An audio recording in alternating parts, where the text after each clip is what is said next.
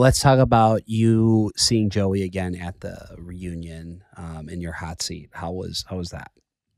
I wasn't nervous at all to see him. I was actually very excited because we left. I guess you could say there was no closure when we left, but we both didn't need closure. We knew this was the end of it. Mm-hmm. So I could feel that we both were, it was just a calmness when we saw each other, and just so much love. As soon as we saw each other, it was just like, hey, man. What's up, too? Yeah, and I feel like you guys had you had great banter on the show. Like he said this at the Women Tell All, but like truly, I feel like so many of the interactions we saw between the two of you was you making him laugh, and you could tell like he just there's good banter and like ease between the two of you, and I feel like we saw that right away from like the moment he sat down with your little interaction. Yeah, which is like there's always a. Like I said, a sense of familiarity, a sense of home with the both of us, and seeing him cry. I think I told him, I was like, I'm so glad you cried when I left, because you did. You did. Did I say that? Okay. Yeah. I didn't know if I did, because I was like, listen, man, if there's no tear to be shed, please redo it.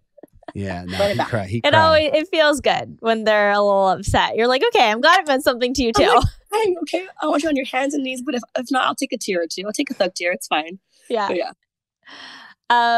We saw you speak, Joey and you kind of had your moment, and just, he had said that you were giving so much to the relationship, that he just couldn't give back. Mm-hmm.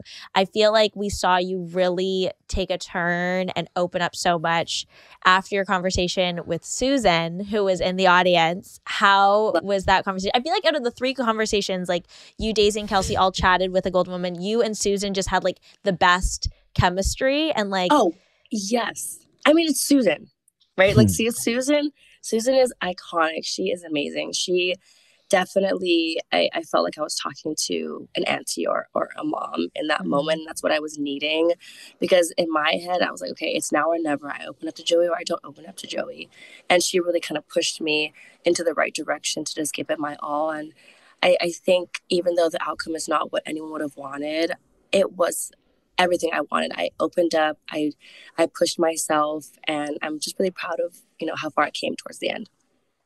So what does this mean for you now, stepping into the dating world and back into the real world and being single, but having, I guess, grown in like the relationship sense? Yeah. I mean, I'm so happy with where I am in life right now. I think a lot of us, when we're single, especially in our 20s or mid-20s or late 20s, we think we're behind. I'm like, girl, you can literally do whatever you want. Like, you can literally do whatever you want. I'm sure you can too. That's not what Medina thought. I was like, I'm sure you still can do whatever you want. But I think right now I'm taking like a step back from the dating world. I'm not opposed to anybody, but obviously my standards are very high. I mean, who can top a date in Spain? I don't know. Yeah. Like, that's a good one.